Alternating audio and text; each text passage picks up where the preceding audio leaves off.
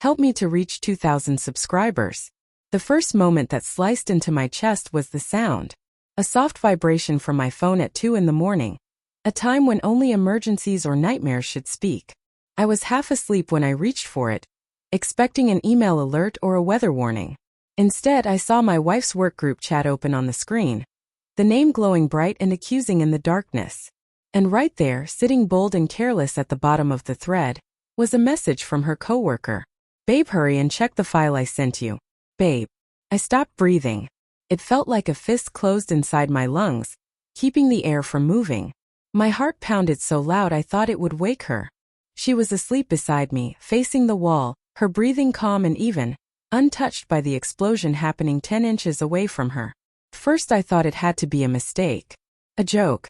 A stupid attempt at humor from someone who did not understand boundaries. But the message did not feel like a joke. It felt intimate, casual, familiar. I stared at her sleeping silhouette and listened to the quiet hum of the ceiling fan. My fingers shook as I unlocked my phone again and read the message a second time. Then a third, trying to rationalize it, trying to convince myself that nothing was wrong. People use the word babe sometimes, right? Maybe it was sarcasm. Maybe autocorrect. Maybe anything other than what it looked like. But then I saw that her phone had died earlier. She had plugged it into my charger before bed, which meant the message came to my device because her phone was off. And suddenly I felt something else beneath the shock. Something sharp and metallic. Anger. Before my mind could catch up with my instincts, I typed a reply. This is her husband. Why are you calling my wife babe? My pulse hammered as I pressed send. For a moment there was only silence. An empty dark quiet that stretched and thickened until it felt like it pressed against my skin. Then the typing indicator appeared. The coworker replied. Oh, I thought she was the one answering. She knows why. If you are reading this, then I guess you two need to talk. My stomach twisted. My hands went cold. The words hit with the precision of a blade. Not defensive. Not apologetic. Not embarrassed. Confident. Familiar. Certain enough to say she knows why. I stared at my wife again. Her hair spilling over her pillow. Her shoulders rising and falling gently. How could she look so peaceful while carving open my life like this? I whispered her name. She did not wake. I shook her shoulder gently and she stirred. What is it? Her voice thick with sleep. I held the phone out to her. She blinked at the light, squinting, then reading, then freezing. Her breath caught. A small inhale. A small panic. Her eyes widened, then flickered with something I recognized but did not want to name. Fear.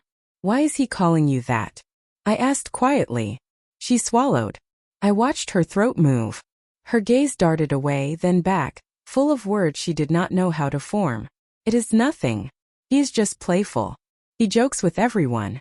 Do you call your coworkers babe? I asked. No, of course not. But he calls you babe. She clenched her jaw. Her fingers tightened around the blanket. It is not what you think. Then tell me what it is. Her eyes glistened in the dim light.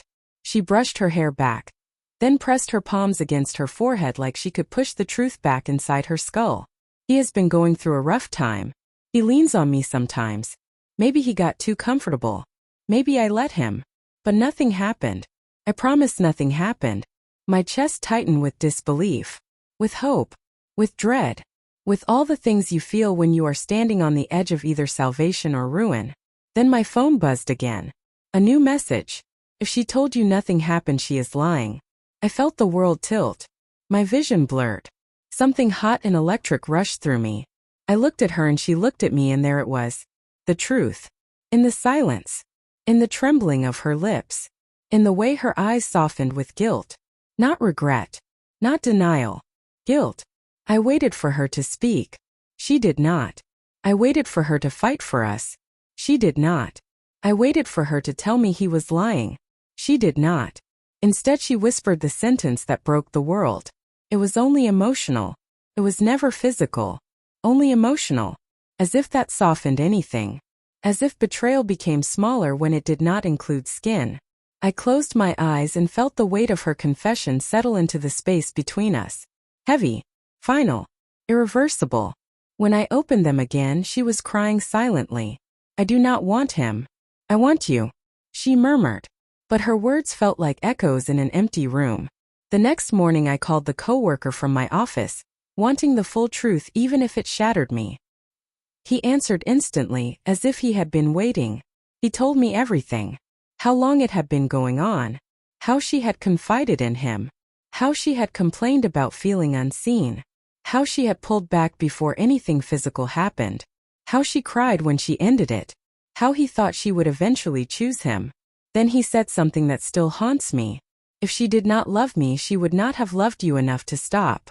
When I returned home that evening, she stood in the doorway, eyes red, hands trembling, waiting to talk, to explain, to rebuild something cracked and bleeding. But what stunned me most was realizing I still loved her. And that loving her hurt more than hating her ever could. The real twist was not the betrayal. It was realizing that sometimes the person who breaks you is also the only one you still want to save.